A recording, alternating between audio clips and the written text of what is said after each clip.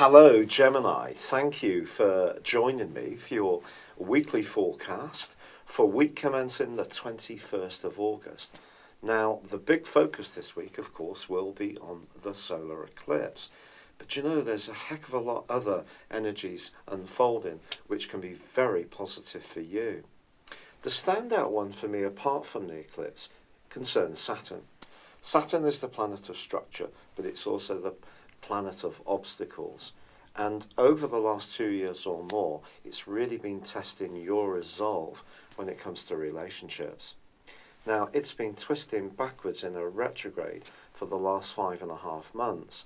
But by Thursday of this week, it starts to go forwards. The lessons that you've been learning over this extended period of time around how people perceive you, how you perceive others, and what you want from your relationships, those lessons are going to come seem to be much less testing between now and December. It's going to be a time when you can start to enjoy the insights that you've gained, and perhaps also if there is a relationship that's come into your world that's really important to you, now it can become much more rooted in a positive way. If you're still in the same close relationship as you started Saturn's transit through the sign of Sagittarius, I think you'll know a lot more about each other. It may not have always been very easy during this period, but now at least the understanding can be greater. So that's one of the great things that's happening this week. But also, Mars continues to sparkle brilliantly with Jupiter. That flirty and rather effervescent side of your nature really can sparkle wonderfully well. And if you're doing anything that's creative or to do with communication, you can come across in a very, very positive way, a way that other people can be drawn to. These two are cooperating for the third week on the trot, so it's a real feel-good energy. And also Venus, the planet of loving, moves out of your sector of everyday resources, where it hopefully has been giving your finances something of a boost in recent weeks, and certainly giving you a much greater appreciation of the more sensual side of life. Well, that relocates into your sector of everyday communication at the end of this week. The following month could see you starting to really benefit from the way you come across to people. And it may not just be the way you come across, it could be your very ideas themselves, where others can be much more attuned to what you have to say, which brings us to that eclipse. The eclipse is going to provide a backdrop of energy for the next 6 months, but it's angling brilliantly to Uranus.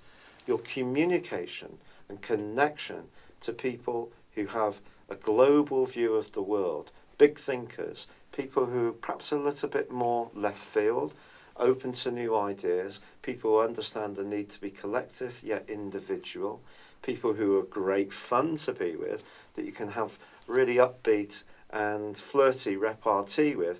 Those two can be a great asset to you and are going to emerge for you over this next half year.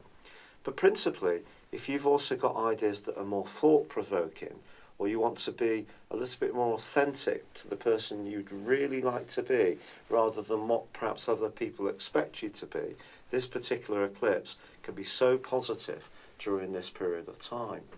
But that brings us to the perhaps more challenging part of the week, which Mercury continues to track backwards in your sector of emotions, family and home. But is joined on Wednesday by the Sun, which is going to be a very fortifying influence.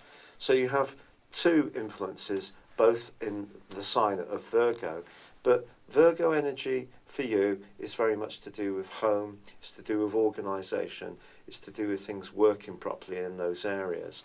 With Mercury tracking backwards, your ruler, there is the potential for cross wires.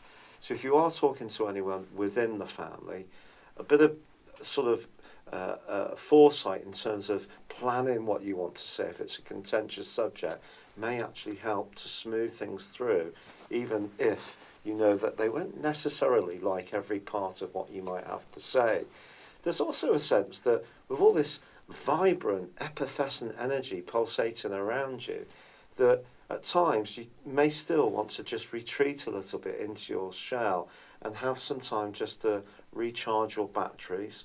But it's not going to be long before text messages or emails are pinging in, potentially from people in your locality or even siblings, because you're going to be a person still in demand.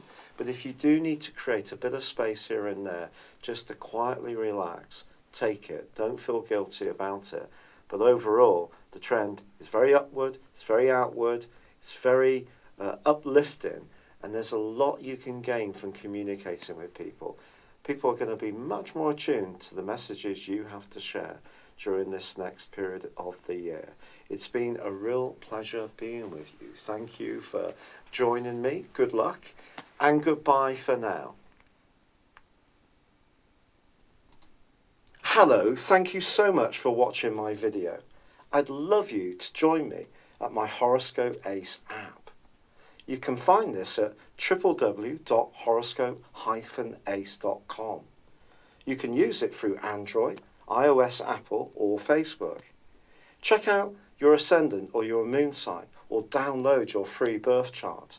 There's all your favourite videos, plus there are daily, weekly, monthly and yearly horoscopes for general, love, Chinese and Indian astrology.